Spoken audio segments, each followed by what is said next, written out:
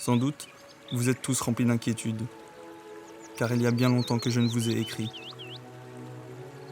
Ma mère se fâche. Clara pense que je vis dans un tourbillon de joie et que j'ai oublié entièrement la douce image d'ange si profondément gravée dans mon cœur et dans mon âme. Mais il n'en est pas ainsi. Chaque jour, à chaque heure du jour, je songe à vous tous. Et la charmante figure de ma Clara passe et repasse sans cesse dans mes rêves. Ses yeux transparents me jettent de doux regards, et sa bouche me sourit comme jadis quand j'arrivais auprès de vous.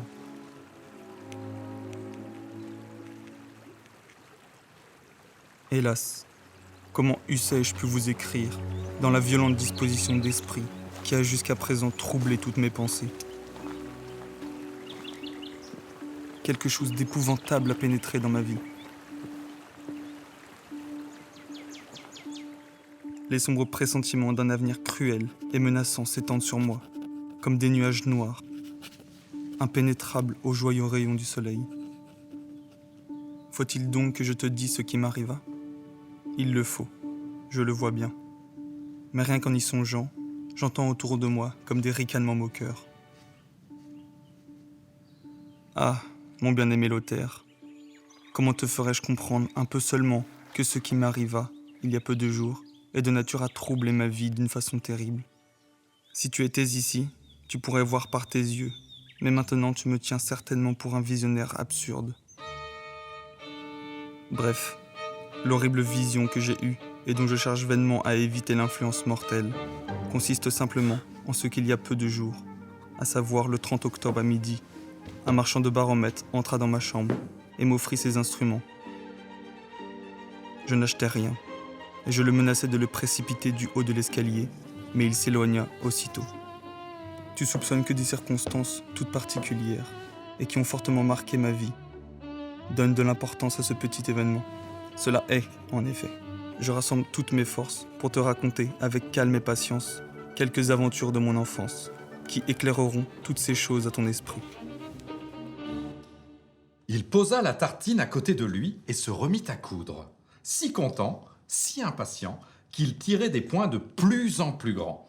La bonne odeur de la douce crème, pendant ce temps, était montée aussi le long des murs, où il y avait une quantité de mouches qui se mirent à bourdonner et vinrent s'abattre en noir essaim dessus. « Oh là, qui vous a invité ?» leur lança le petit tailleur, en chassant d'un revers de main ses autres importuns. Mais les mouches, qui ne comprennent pas le français, ne se laissèrent pas décourager pour si peu, et y revinrent plus nombreuses que jamais. Le petit tailleur perdit patience, à force et finit, comme on dit, par prendre la mouche. Il tira un bout d'étoffe de son tiroir à coupons et frappa impitoyablement dans le tas en criant « Attendez un peu, je vais vous apprendre !» Il n'en compta pas moins de 7 qui gisaient devant lui, les pattes en l'air. Allez, mon cher Nathanaël, au lit. Le marchand de sable va venir, je l'entends déjà.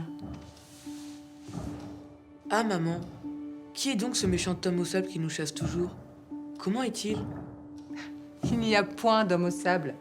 Quand je te dis l'homme au sable va venir, ça signifie seulement que tu as besoin de dormir et que tes paupières se ferment involontairement comme si on t'avait jeté du sable dans les yeux.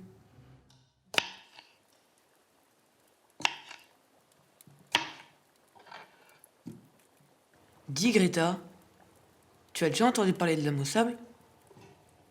Et mon petit Nathanaël, tu ne sais pas cela?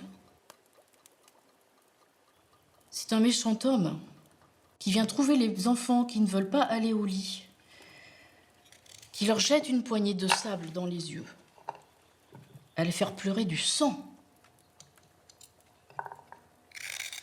Ensuite, il les plonge dans un sac et il les porte dans la pleine lune pour amuser ces petits enfants qui ont des becs crochus comme les chauves-souris. Ensuite, il les pique, il leur pique les yeux à les faire mourir.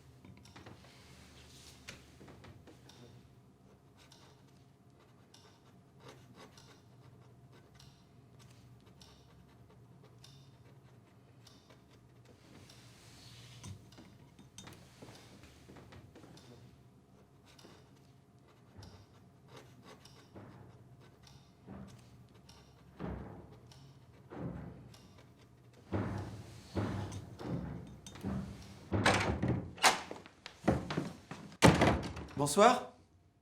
L'homme au sable, le terrible homme au sable, et le vieil avocat Coppelius, qui vient quelquefois prendre place à notre table.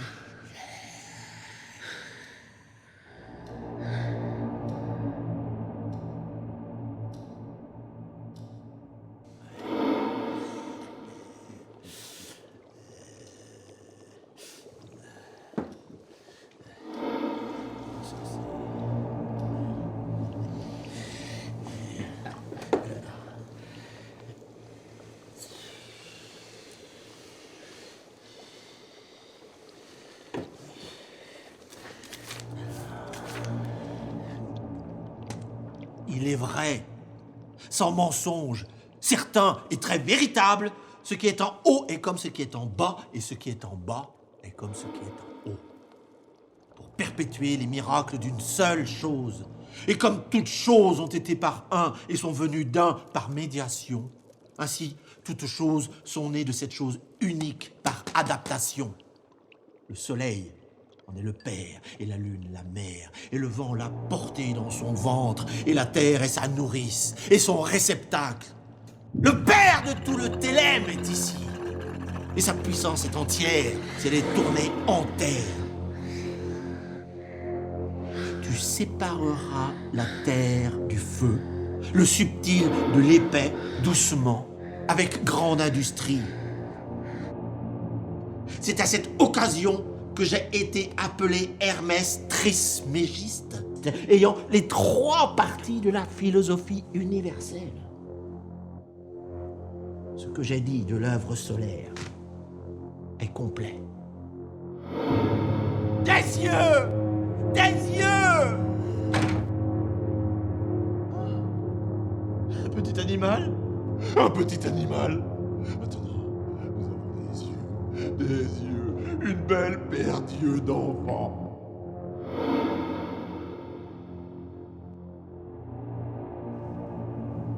Maître! Maître! Pas les yeux à mon Nathanaël! Pourquoi te fatiguerais-je plus longtemps de ce récit, mon cher Lothaire? Je fus découvert et cruellement maltraité par ce Coppelius. L'anxiété et l'effroi m'avaient causé une fièvre ardente, dont je fus malade durant quelques semaines. L'homme au sable est-il encore là? Non, non, mon cher enfant. Il est bien loin.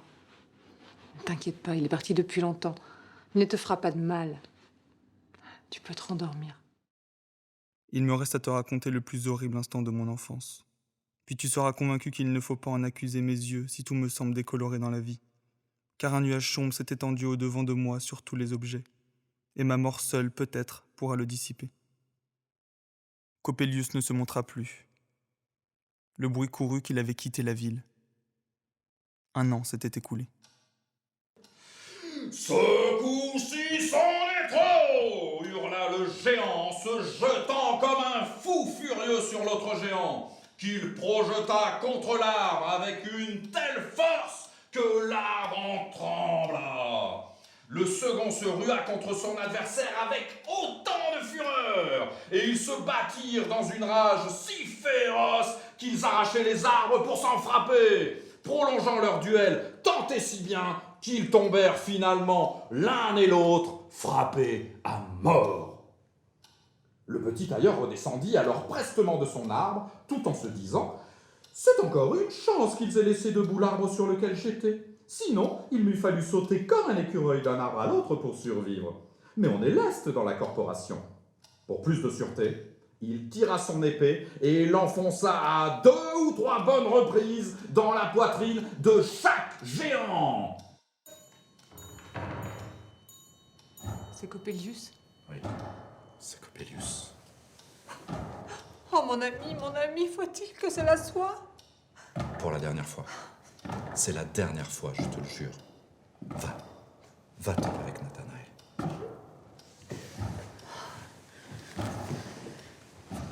Bonne nuit.